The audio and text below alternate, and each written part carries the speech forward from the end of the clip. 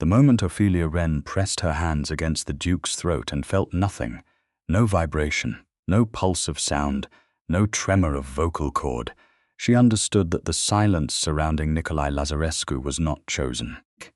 It was a cage built from old-world cruelty and ancient blood law, sealed by the ruling Vampire Council over a century ago and never once unlocked.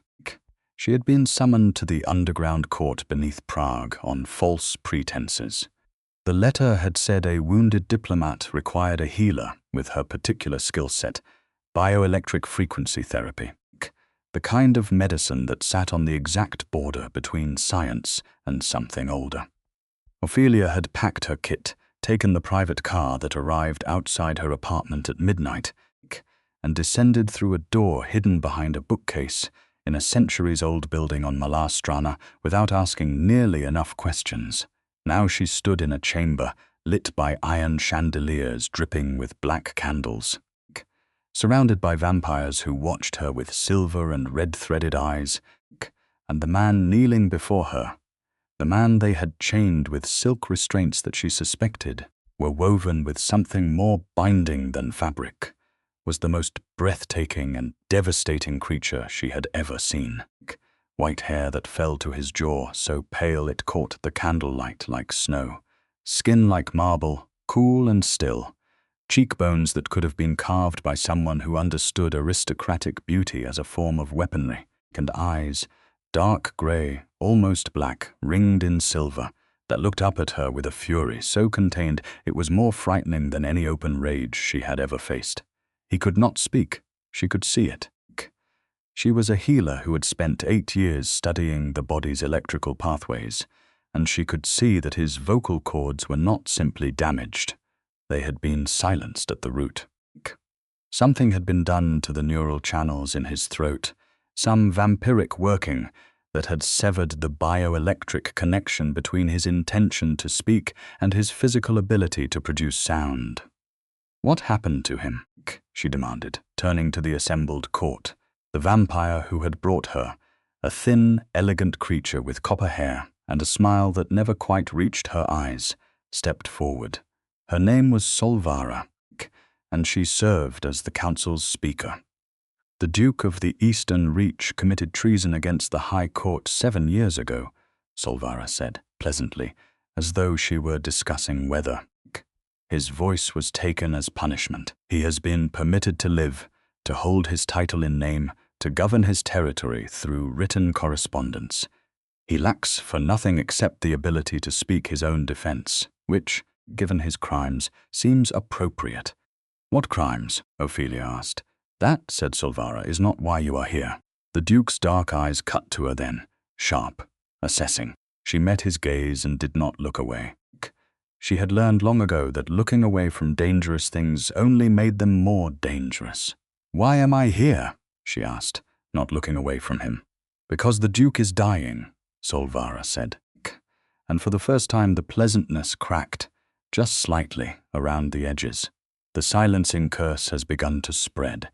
It has moved from his vocal cords to his secondary nervous system. In another 6 months it will reach his heart. If we do not find a way to reverse it, the Duke of the Eastern Reach will die, and the Eastern Reach will fall into a succession war that will cost this court more than it is willing to pay, so that was it. He was valuable, not as a person. As a political asset, Ophelia looked back at the Duke, and something moved in her chest, not pity. She refused pity, it was useless, but recognition.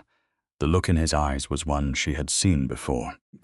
She had seen it in the faces of patients who had been silenced by injury or illness, who had been reduced in the eyes of everyone around them to their limitation, who had been spoken about rather than spoken to.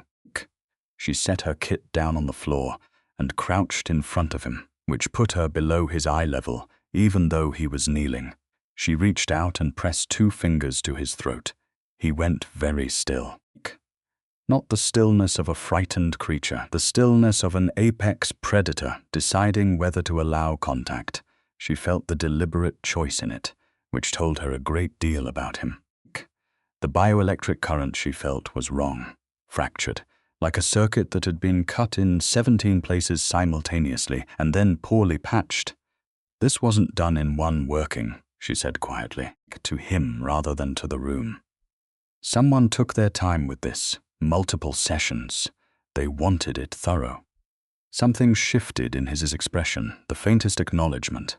I need to know what was done to you, she said, and I need to know what you were really condemned for. Not the court version, the truth. Can you write? He could. They brought him ink and paper, and what he wrote over the following hour changed everything she thought she understood about the vampire world and her place in it. His name was Nikolai Lazarescu, and he had been Duke of the Eastern Reach for 300 years. The Eastern Reach was a territory stretching beneath the Carpathian Mountains, a network of underground cities and ancient strongholds where vampires had lived in structured, relatively peaceful society for longer than most human nations had existed.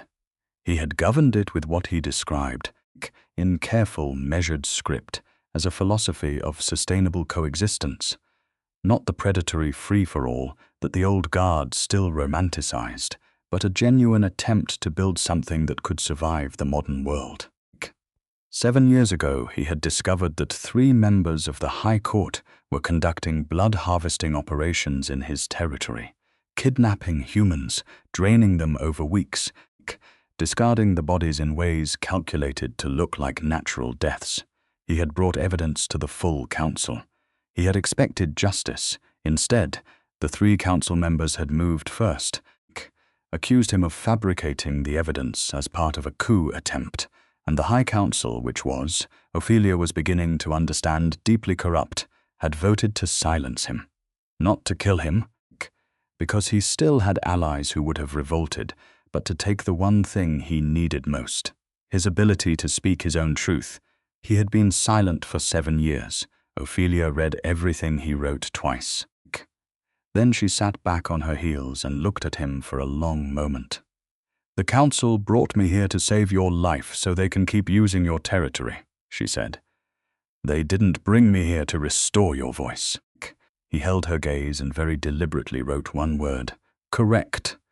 So if I restore your voice as part of the healing process," he wrote, "they will stop you, or undo what you have done.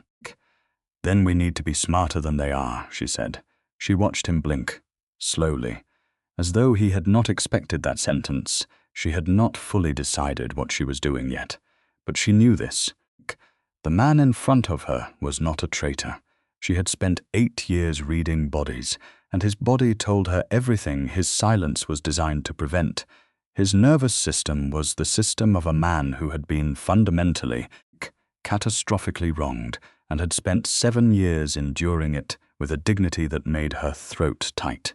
She also knew, in a separate and more practical part of her mind, that she was surrounded by vampires in an underground court, that she had no obvious escape route, and that her best protection was to be necessary. "I will begin the assessment now," she announced to the room, standing and addressing Solvara directly. "I will need private access to my patient. Bioelectric therapy requires a calm environment. Any outside interference will disrupt the frequency mapping. I will also need my full kit, which I was not told to bring completely, so I will need to return to my apartment to collect certain equipment." Solvara considered her. "We can send someone. The equipment is sensitive and requires specific handling," Ophelia said smoothly. "I will go myself. I will return by tomorrow evening." She watched the calculation happen behind Solvara's copper-bright eyes. She watched the moment when the council's need won over its suspicion. "You will be accompanied," Solvara said. "Of course," Ophelia agreed pleasantly, while inside she was already building a plan. They gave her 12 hours and a vampire escort. She spent most of the cab ride systematically charming into a state of cautious goodwill. His name was Christian, young by vampire standards, only about 100 years, and she could see that he was uncomfortable with the court's politics, even if he was not yet brave enough to say so. She went to her apartment, packed what she actually needed, made 2 phone calls that she was careful to make sound mundane, and return to the underground court exactly when she had said she would. She was not going to run. Running would leave Nikolai Lazarescu to die in silence, and she found that she was not capable of that. What she had decided, somewhere between midnight and dawn, was that she was going to do both things. She was going to save his life and restore his voice, and she was going to do it in such a way that the court could not undo it without killing him, which they had already established they did not want to do. The private chamber they gave her to work in was furnished with old-world luxury: a carved bed, silk drapes, a writing desk, shelves of books in 6 languages. The Duke was brought to her each evening for what the court was told were healing sessions. And they were. She was genuinely healing him, but she was also, session by session, doing something more.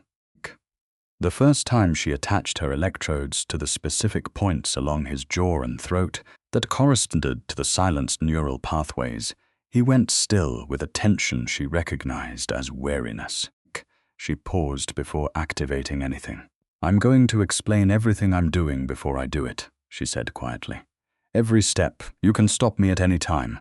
If you want me to stop, knock twice on the table." "Yes?" He looked at her for a moment. Then he nodded once, and there was something in it that made her understand she had just passed a test she had not known she was taking. The first sessions were purely diagnostic. She mapped the damage, all 17 points of severance, the secondary spread through his nervous system, the way the corruption was creeping toward his cardiac neural cluster. It was meticulous, ugly work, but she was good at it, and by the 3rd evening she had a complete picture. He sat across from her afterward, watching her annotate her notes, and she became aware that he was watching her the way a person watches something they have not been allowed to look at directly for a very long time. Open, careful, as though she might disappear. "You can read along if you want," she said, without looking up. "It's your body."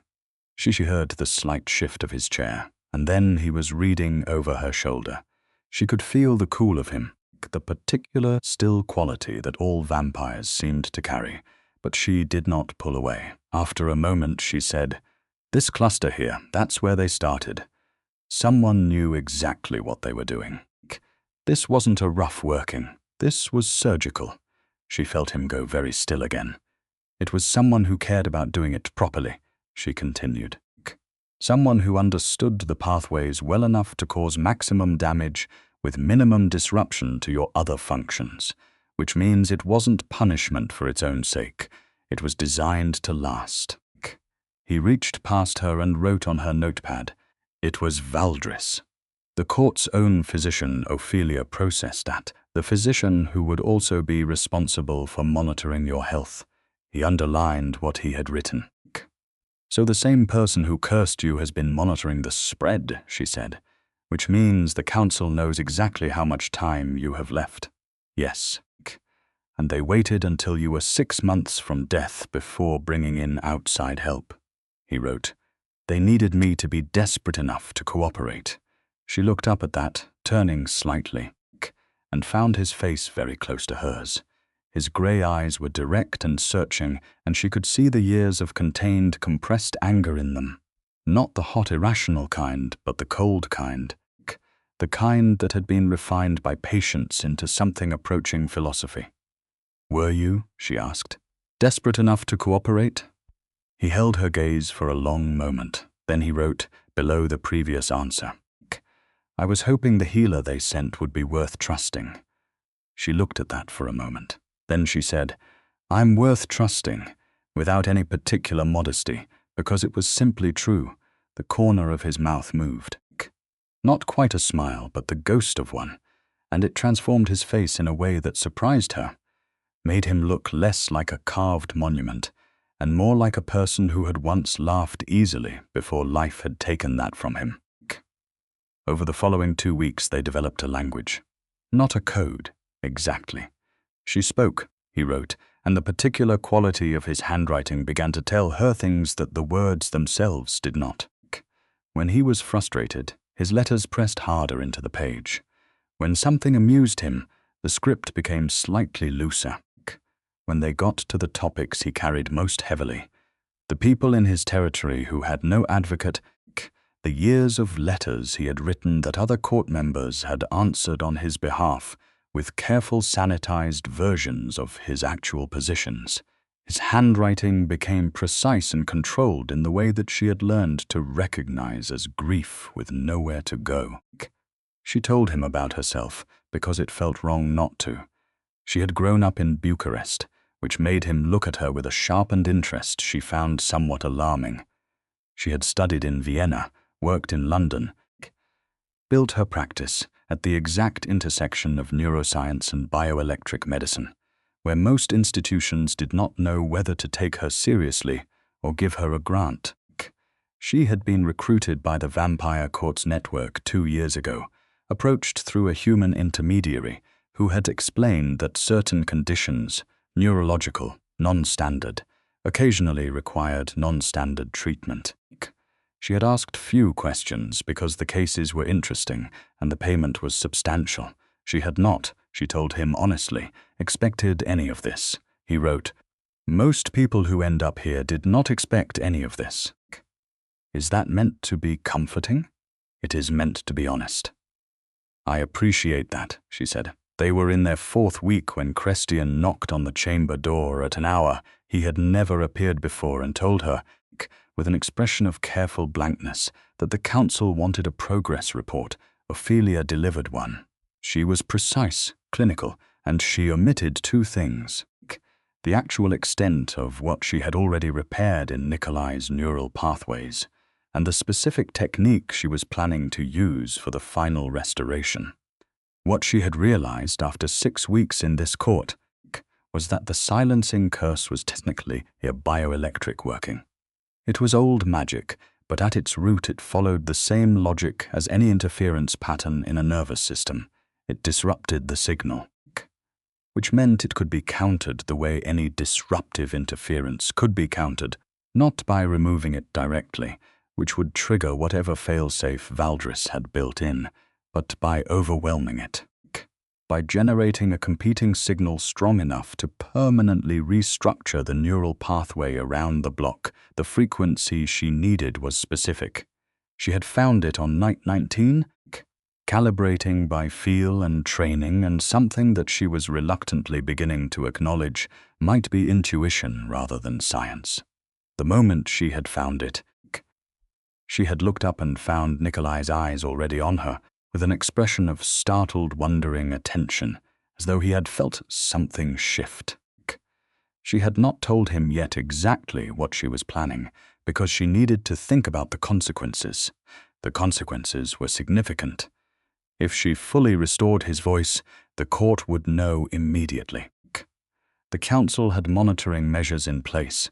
She had spotted the traces of them on his secondary neural markers, subtle tripwire workings that would signal the moment the silencing curse was disturbed. That gave them, she estimated, approximately 90 seconds from the moment of refuge before the court came through the door. 90 seconds with a fully voiced Duke of the Eastern Reach, who had 7 years of truth backed up and nowhere to put it yet.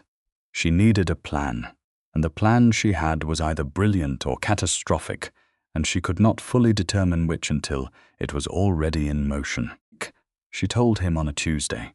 She had waited for a session where Christian was on door duty rather than the more senior guard, Valdris's pet vampire, a creature named Ferrix, who watched her with the particular flatness of someone following orders to observe rather than protect. Christian was loyal to the court, but she had spent 2 weeks being straightforwardly kind to him, which had produced, she could tell, a complicated internal conflict. She showed Nikolai her notes. All of them, including the ones she had kept in a separate locked section of her mind, expressed on paper only in a notation system she had invented herself. She watched him read. She watched his expression move through comprehension, through something that might have been shock, through a rapid and obvious strategic assessment. He wrote, "If this works, the alarm to the court will fire the moment I speak." "Yes," he wrote. "You will be in the room when they come." "Yes." He put the pen down and looked at her. His grey eyes were doing something complicated. She had learned to read them somewhat over these weeks. They were, she had come to understand, the most expressive part of him now that his voice had been stolen. And he was not always aware of how much they said. What they said right now was something between protective fury and desperate restraint. "I know what you're thinking," she said, "and I need you to understand that I am not going to sit in my apartment in Prague while you die because the timing is dangerous, so you can take that look off your face," he wrote. "The look I am apparently wearing. The look that says you're about to tell me to leave for my own safety." He looked at his own words. Then he looked at her. Then he wrote, slowly, "You are extraordinarily perceptive. I am a healer. I spend my life reading what people cannot say." She held his gaze. "I also need you to understand that I'm not doing this because I feel obligated by my profession, or because the council will withdraw my payment if I fail, or because I don't have a choice. I am doing this because what was done to you was wrong, and I have the specific ability to undo it, and I would not be able to live with myself if I chose the version of this story where I played it safe and left you here." Something happened in his face that she had not seen there before. Something large and barely controlled and completely unguarded, and he looked away immediately, as though the experience of being seen that clearly was more than he could hold steadily. He picked up the pen. His handwriting, she noticed, pressed hard into the page. He wrote, "No one has said anything like that to me in 7 years. She wanted to say something simple and adequate and could not find it. Instead, she said, 'How does your throat feel right now? Any tightness?'" He looked up at her, and she watched him understand that she was giving him space without making a thing of it, and his expression settled into something quieter and warmer than she had seen. He wrote, "The tightness has been decreasing since week 2. "Good," she said. "That means the secondary spread is reversing. We're on track." She began to prepare. The night she chose was not random. She had observed the court's rhythms for 6 weeks, and she knew that the full council met on Thursday evenings, which meant that the monitoring protocols would be actively watched by Valdris, which meant the alarm when it fired would reach him first, and Valdris would have a momentary choice: report immediately and expose his own role in the silencing, or attempt to contain the situation himself. She was betting on the latter. Not because she trusted Valdris, but because corrupt people were predictable in their self-preservation. She was also betting on Christian. She had her conversation with him 2 days before. She had not asked him to break his oaths. She had asked him a single question. Had he known, when he joined the court, that the Duke's crime had been reporting human trafficking by council members? She had watched the answer move through his face before he controlled it. "I can't," he had started. "I'm not asking you to do anything," she had said. "I'm asking if you knew." A long silence, then, "I heard things. Later. When it was too late to matter." "It's about to matter," she had said simply. "What you do in the next 48 hours is entirely your choice." She did not tell him what she was planning. She thought he probably worked it out. The night of the restoration, she set up her equipment with the same quiet efficiency she brought to every session. Nikolai sat across from her. She had explained exactly what would happen in the final sequence, including the expected sensation, which she told him would feel something like a very loud sound in a room that had been silent for years. Disorienting, possibly overwhelming, and then, she hoped, clarifying. He had written, "And if it does not work? Then we're back where we started and I try a different approach," she had said. "I don't give up on patients." He had looked at her for a long moment with that large, barely contained thing in his eyes again. Then he had written, "I believe you." She attached the final electrode to the restored neural cluster at his jaw and met his eyes. "Ready?" she said. He held her gaze. He nodded once. She activated the frequency. The effect was not subtle. She had known it would not be. The bioelectric pulse moved through his throat, like a stone dropped into still water. She could see the ripple of it in the micro-expressions crossing his face, a cascade of sensation in a place that had been numb for 7 years. His eyes went wide. His hands gripped the arms of his chair with a force that left marks in the old wood. She watched the neural pathway on her monitor restructure in real time, the damaged circuit finding the competing signal and fusing around it, the 17 points of severance lighting up and resolving one by one with a speed that made her breath catch. The alarm tripwire fired on the 12th second. She hit the final pulse at the 15th. The silence in the room at the 16th second was a different kind of silence. Expectant. Charged. Nikolai Lazarescu opened his mouth. The sound that came out was rough from disuse, a deep, resonant baritone that had clearly once been capable of filling great spaces and had not been used in 7 years, but it was a voice. It was fully and irrevocably his, and what he said first was her name. Ophelia. Just that. Her name, spoken the way someone says the first word after surviving something they did not expect to survive. She felt something in her chest close around the sound of it, with a precision that terrified her. Good, she said, and her voice came out steadier than she expected. Now say something long enough to confirm the full range is restored before they get here. He looked at her. Then he said, in a voice like dark water over old stone, 7 years, 4 months, and 11 days. That is how long they have held this court in a grip it was never meant to have, and I intend to take every single one of those days back. Full range, she confirmed. We have about 60 seconds, I know. He stood. He was significantly taller than she had registered, standing, which was absurd given that she had been sitting across from him for 6 weeks. He looked down at her and something moved across his face that was nothing like the contained, careful expressions she had been reading. It was open and fierce, and she did not have a category for it yet. Stay behind me, he said. I beg your pardon? When they come through that door, he said, with a patience that was somehow also completely non-negotiable. Stay behind me. Nikolai, Ophelia. Her name in his voice was devastating. She was going to have to deal with that eventually. You gave me back 7 years of truth. The least I can do is stand in front of you while I use it. She opened her mouth, closed it. Fine, she said. But I'm not staying behind you indefinitely. Just for the initial dramatic entrance. His mouth did that thing, the ghost of something that had been a real smile once, a long time ago. Agreed. The door came open at 47 seconds. Ferrex first, then 2 court guards, then Solvara, and behind her, Valdris, who stopped dead the moment he heard the air in the room. Some vampiric sense telling him before his eyes confirmed it, that something irreversible had occurred. Nikolai spoke before any of them could. Good evening.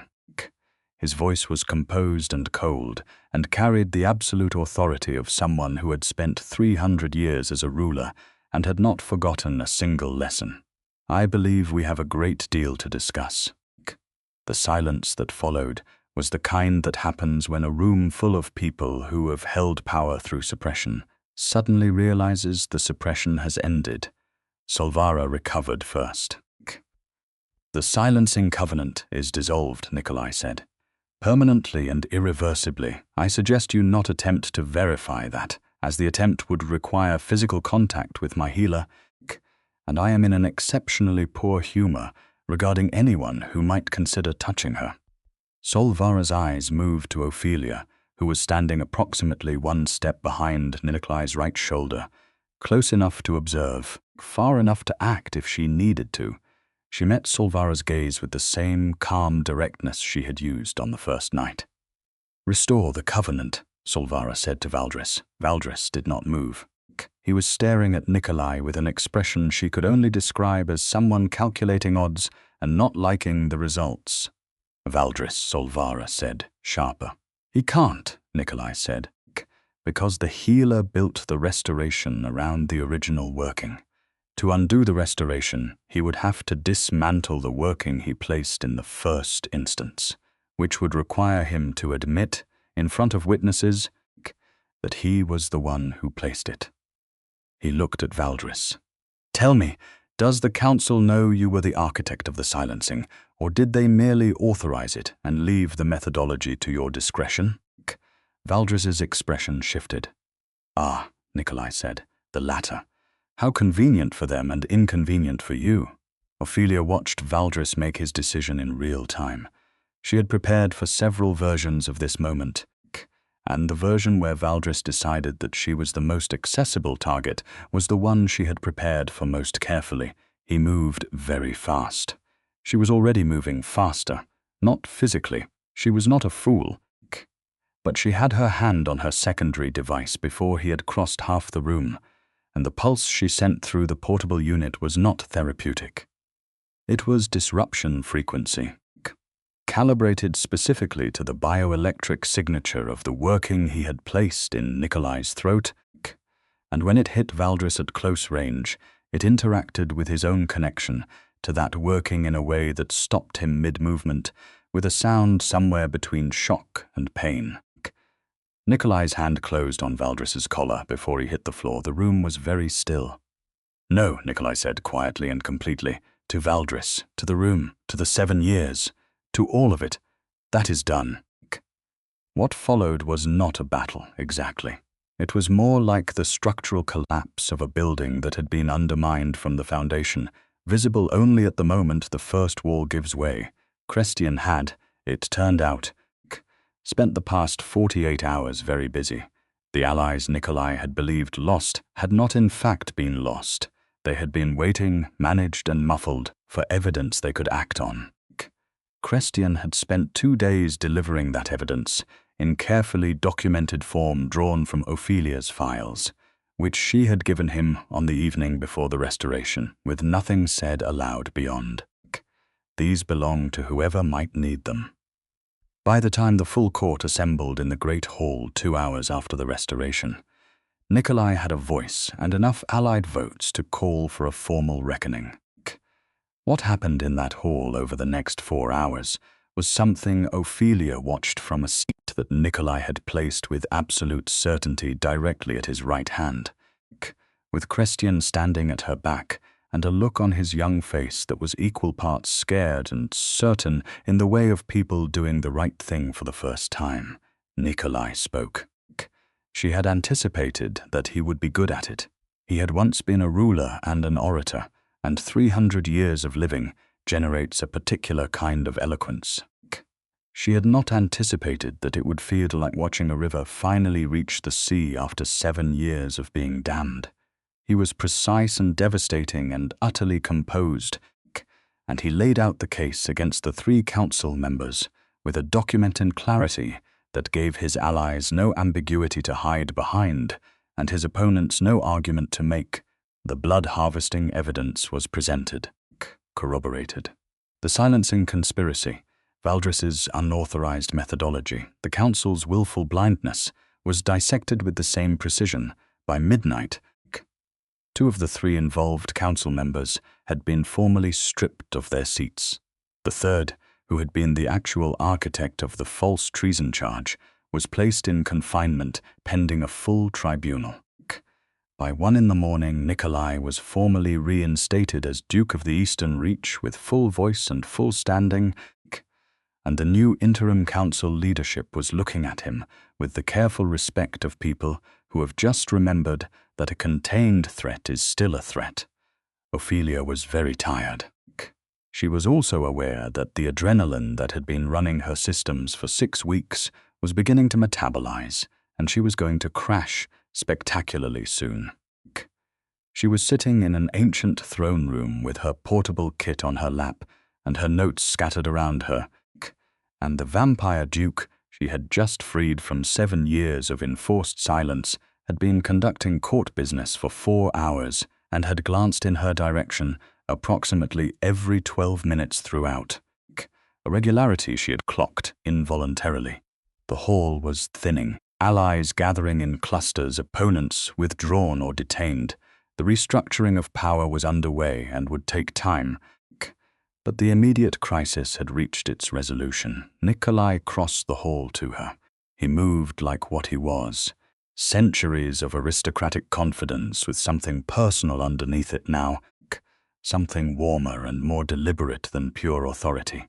He sat down in the seat beside her, which was not a throne, but which he occupied with the same ease, and looked at her. "You should sleep," he said. His voice had settled into its natural register over the past 4 hours, deep and resonant, and, she was increasingly certain, specifically calibrated to ruin her professional detachment. "I'm documenting the neural pathway restoration for my records," she said. "It's an unprecedented case, Ophelia."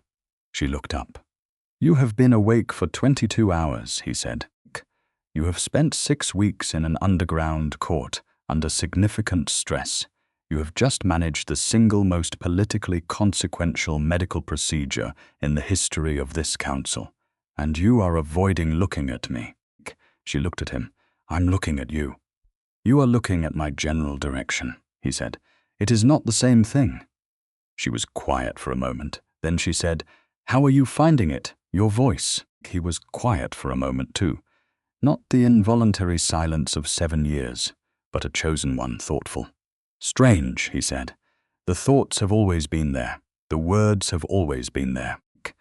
Hearing them outside my own head is..." He paused. "It is as though I have been living in a room with the windows painted over, and someone has simply removed the paint." "That's a very good description of what the curse was doing neurologically," she said. "Is that the only reason you asked?" She looked at him again. His grey eyes were doing the open, searching thing that she had spent 6 weeks learning to read. She was still learning. "No," she said. "Good," he said. The silence between them was not awkward. It was the kind of silence that exists between people who have been through enough together that words are supplementary.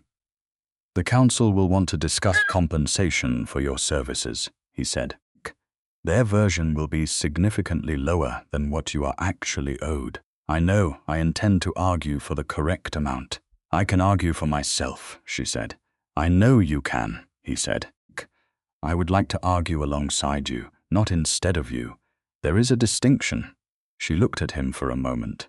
Then she said, "That is a very clear and very deliberate sentence." "I have had 7 years of practice constructing clear and deliberate sentences," he said. "I did not expect to have the opportunity to say them." Outside, somewhere above them, Prague was moving through an ordinary night, trams and streetlights, and the Vltava running cold and dark. Inside this chamber, beneath centuries of stone and politics and blood law, Ophelia Wren set her documentation aside and let herself be still for a moment. "When will you go back to the Eastern Reach?" she asked. "Within the week," he said. "The territory has been managed through intermediaries for 7 years. There is a great deal to attend to." He paused. "It will require my full attention for some time. I imagine it will. I would very much like," he said carefully, "to attend to it with someone beside me who understands what has been done here and what it means." She looked at him fully then, and he looked at her fully, and neither of them looked away. "Is that an offer?" she asked. "It is," he said. "An honest expression of what I want, offered without any expectation that you are obligated to want the same thing." He paused again. "I am aware that I am a vampire duke who conducted 6 weeks of written conversation with you in an underground court where you were brought under false pretenses. I am aware the power differential of this situation has been significant. I am aware that wanting something and being in a position to want it fairly are different considerations."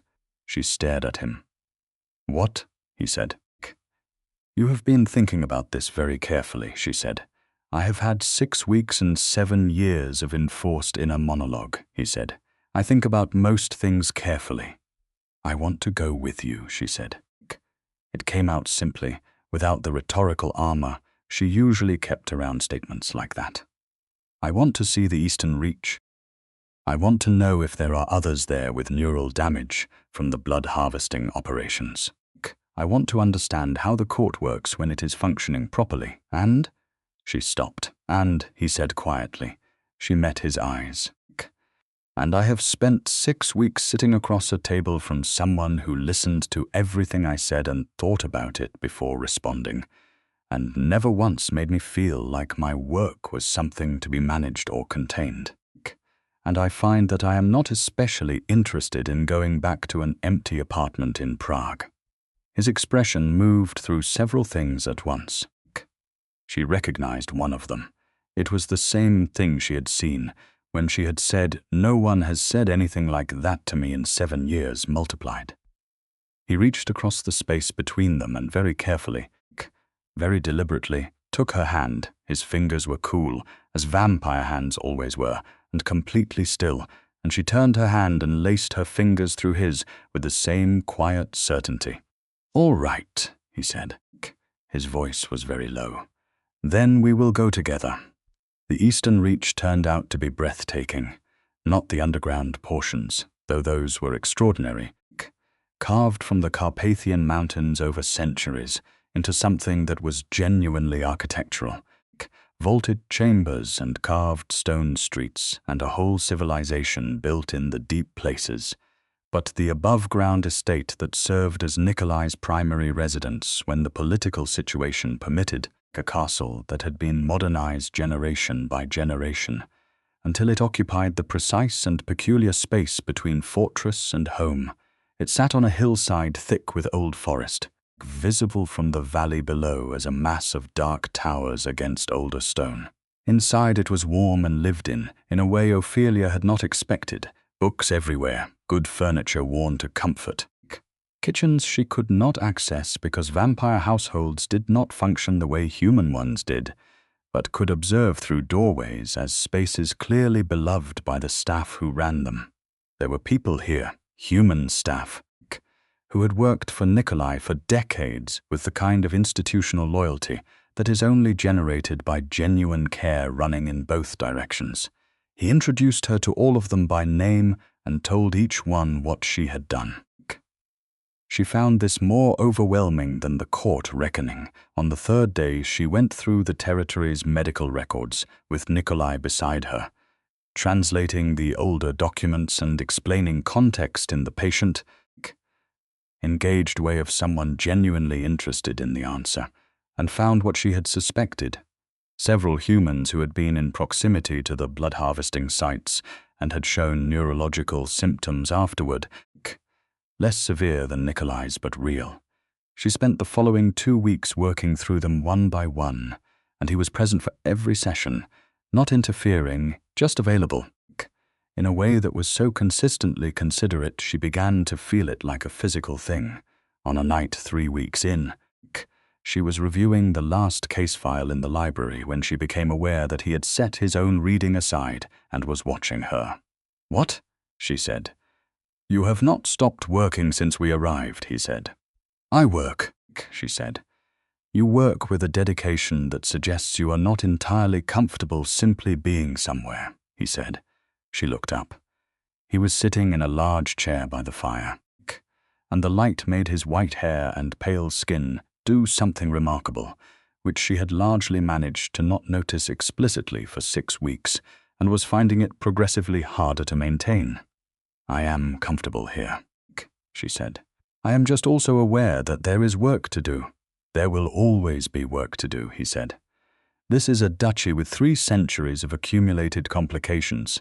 If you wait for it to be finished, you will wait forever. Are you telling me to stop working?" "I am telling you," he said, and his voice was very gentle, "that it is acceptable to also be here, not working. Simply here." She held his gaze. The fire crackled.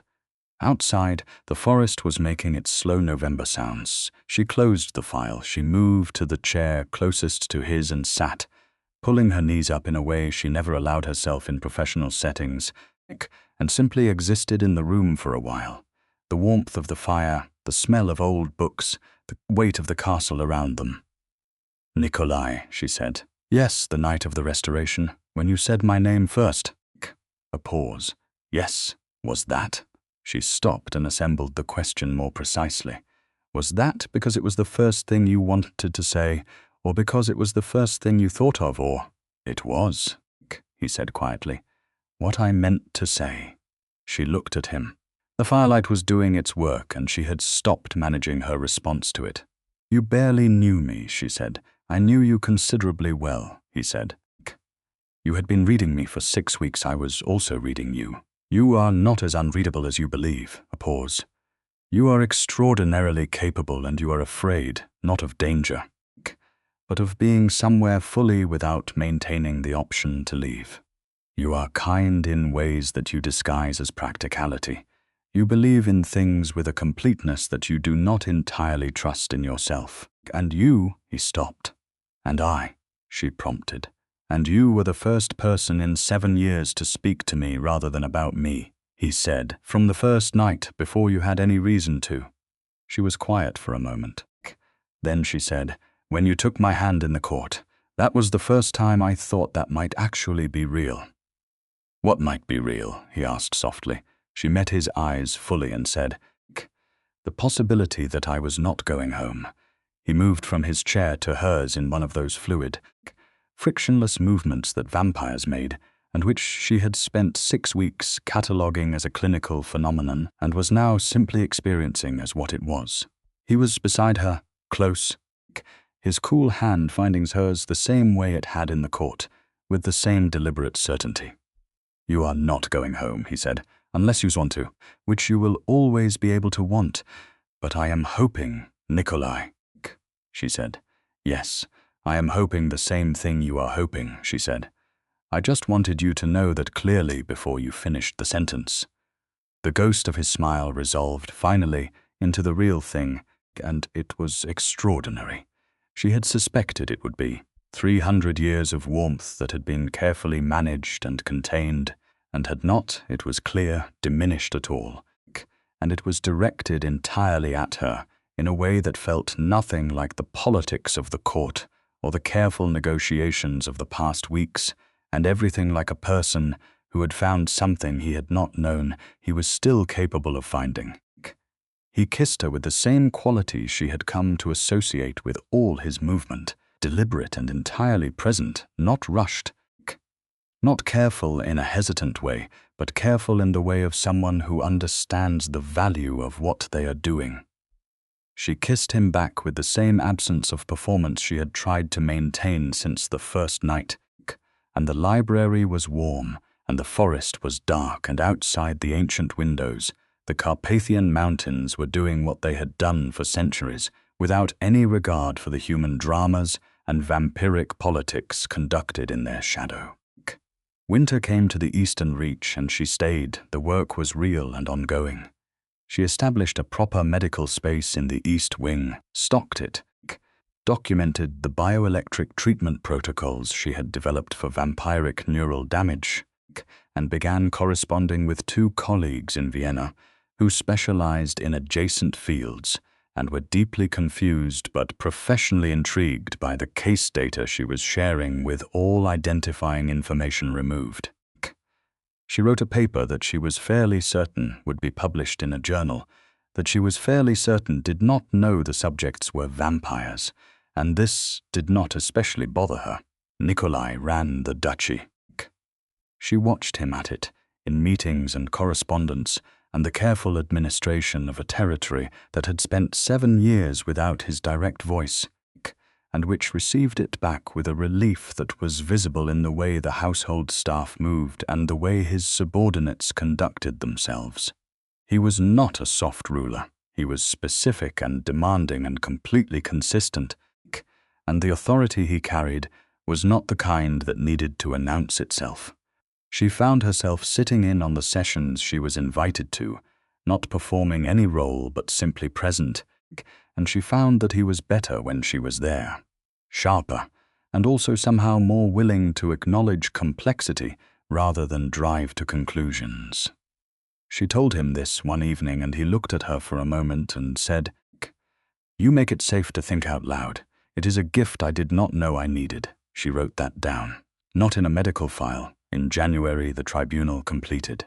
The architect of the false treason charge, a council member named Breskov, was formally stripped of standing and exiled to the far northern territories, which, in vampire terms, was a significant punishment, cold and remote and deeply unglamorous.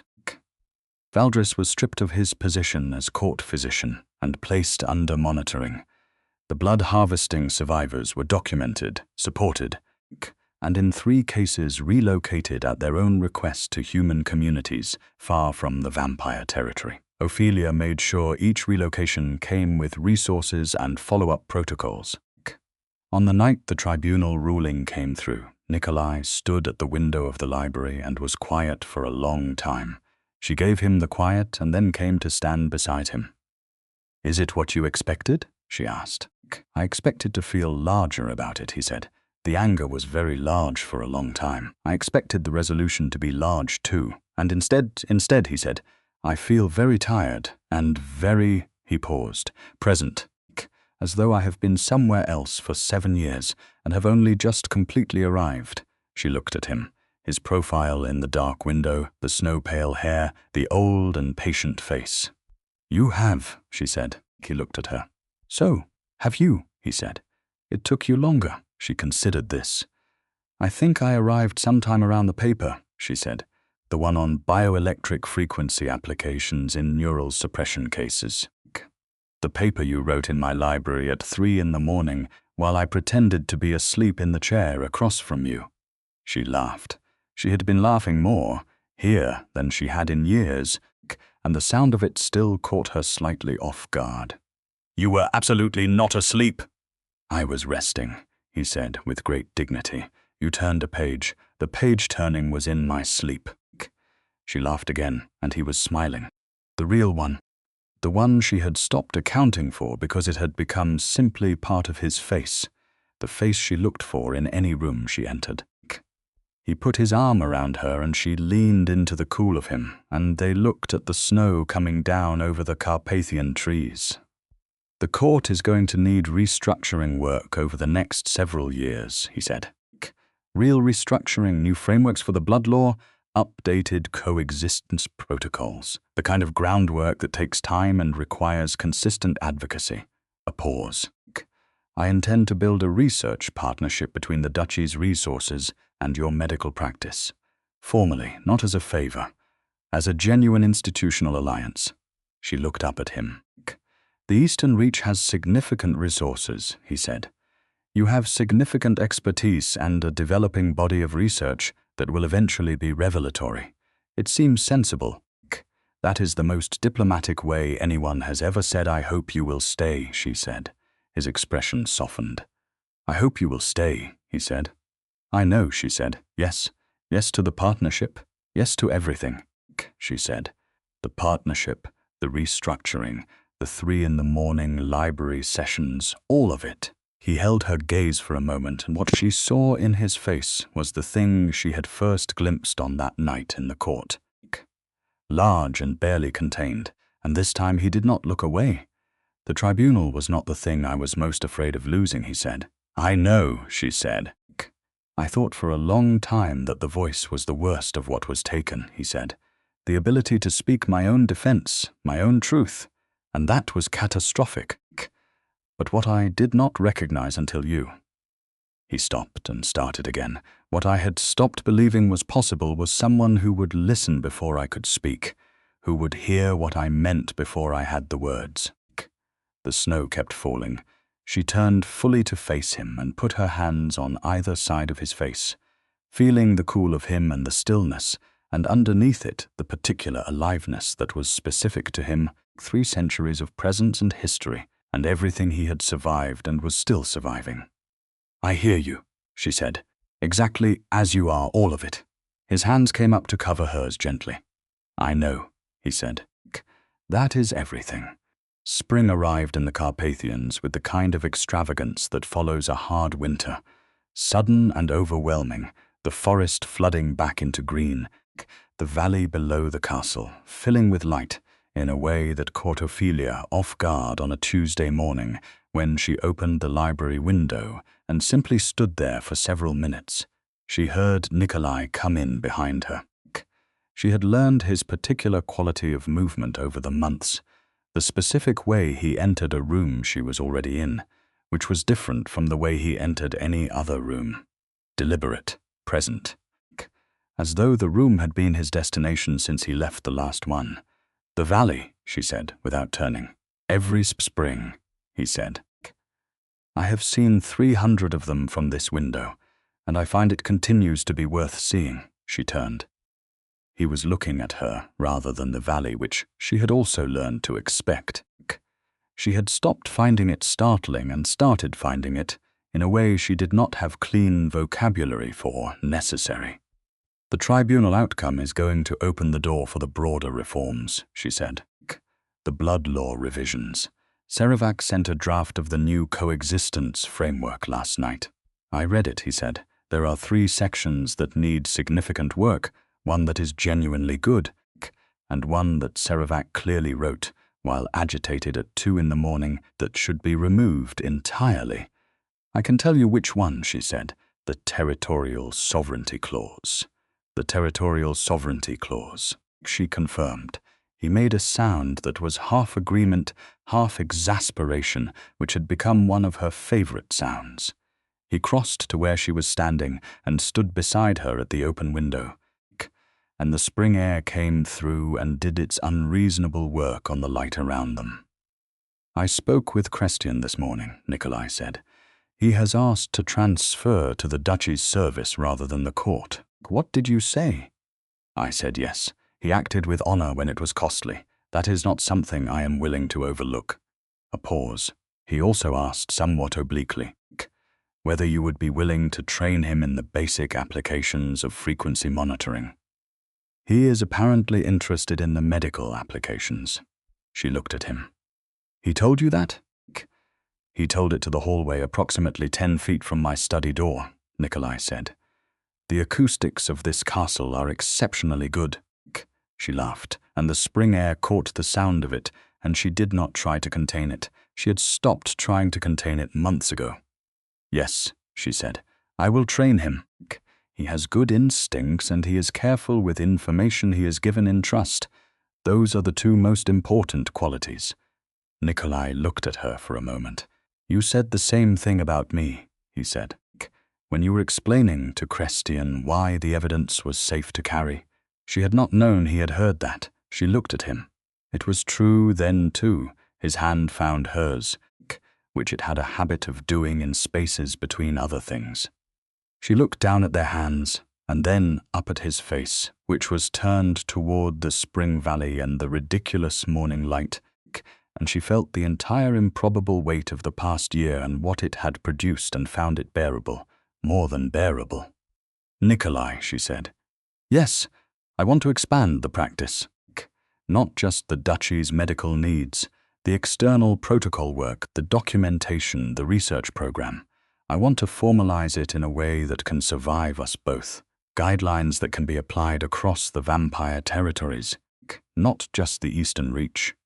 A framework for identifying and treating the kind of damage the blood law has historically left unaddressed." He was quiet for a moment. Then he said, very carefully, "That would be significant work. It would be decades of work," she said. "Possibly longer. You would need dedicated resources, a full institutional home. Staff, yes, and you would need," he paused, "a counterpart who could advocate for the framework at the political level across the territories. Not just within this duchy." "Yes," she said. He turned from the window and looked at her fully, and she met his gaze with the same directness she had been meeting it since the first night in the underground court, when she had crouched in front of him and pressed 2 fingers to his throat. "That is," he said, "the most clinical and architecturally detailed way anyone has ever asked whether I intend to stay beside them." "I learned from a very patient correspondent," she said. He made a sound she had not heard before, low and startled and warm, and it took her a moment to identify it. He was laughing. 3 centuries of old-world gravity and careful authority, and it was a genuinely lovely sound. "Yes," he said, "to all of it. The research program and the framework and the decades of work," and he stopped and said it simply, "all of it, with you." She crossed the space between them without thinking about it, which was the only way she crossed spaces anymore. Without calculating, without managing, moving toward the thing she meant. His arms came around her with the quiet sureness of something that had stopped being new and had become simply the arrangement of the world. Outside, the spring morning continued its unreasonable beauty over the Carpathian Mountains, over the old forest, over the valley turning green below the castle that held 7 centuries of history, and one improbable love story that had started in an underground court with 2 fingers pressed to a silenced man's throat. The voice had come back, and with it, everything that had waited in silence to follow. She was still a healer, and he was still a duke, and the world they had chosen to share was complicated and politically charged, and would require extraordinary amounts of work for the foreseeable future. The blood law still needed revising. The new council structure was still fragile. The territorial sovereignty clause was still a disaster that someone needed to address before the next summit. And she was exactly where she meant to be, which was not a thing she had previously known was possible.